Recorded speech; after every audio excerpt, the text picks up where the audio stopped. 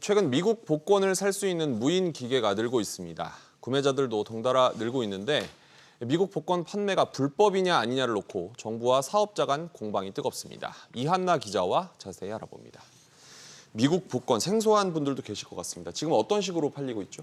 네, 우리나라 로또처럼 이 번호를 넣는 방식으로 무인 판매기에 번호를 입력하고 신용카드로 결제를 하면 됩니다. 네. 복권 가격은 부가세, 그리고 구매 대행 비용 등을 합쳐 5,500원입니다. 그런데 법원이 이 미국 복권에 대해서 500만 원 벌금형을 내렸죠. 그렇다면 이게 불법이란 뜻 아닙니까? 네, 맞습니다. 서울중앙지방법원이 이 미국 복권의 국내 판매가 문제가 있다면서 500만 원의 벌금형을 내렸습니다. 1심 판결인데요. 네. 사회적 미풍양속을 해칠 수 있다는 게 이유입니다. 국무총리 산하 사행산업통합감독위원회 법원이 이 벌금형을 내렸기 때문에 미국 복권 판매 대행은 문제가 있다는 입장입니다. 네.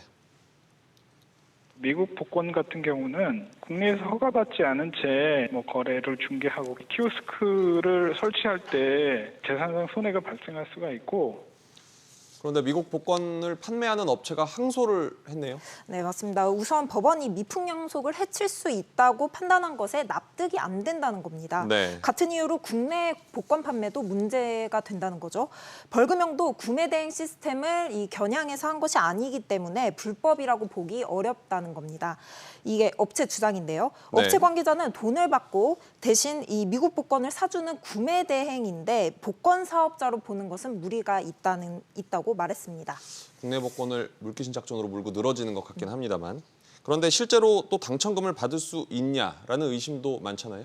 네, 당국은 미국 복권 자체가 법 테두리 밖에 있기 때문에 구매 대행사가 당첨금을 받아서 자치를 감춰도 구제받을 방법이 없다고 이렇게 설명하고 있습니다. 네. 그러나 업체 측 설명은 다른데요. 이 1등과 2등은 당첨금이 크기 때문에 미국으로 직접 가서 당첨금을 수령해야 하고요. 세금도 미국 연방세 37%, 그리고 국내에서 이 기타 소득에 따른 세금도 납부해야 한다고 합니다. 나머지 등수 당첨자는 구매 대행 업체가 수령한 뒤 당첨자에게 전달을 하는데요. 여기서도 세금을 뗍니다. 그렇기 때문에 세금까지 납부하고 구매 대행 업체로 등록까지 한 상황에서 당첨금 분실 사태는 이런 사고는 극히 드물다는 게 업체 설명입니다. 의견이 엇갈리고 있는데 소비자들은 잘 참고하셔야겠습니다. 이 기자 잘 들었습니다.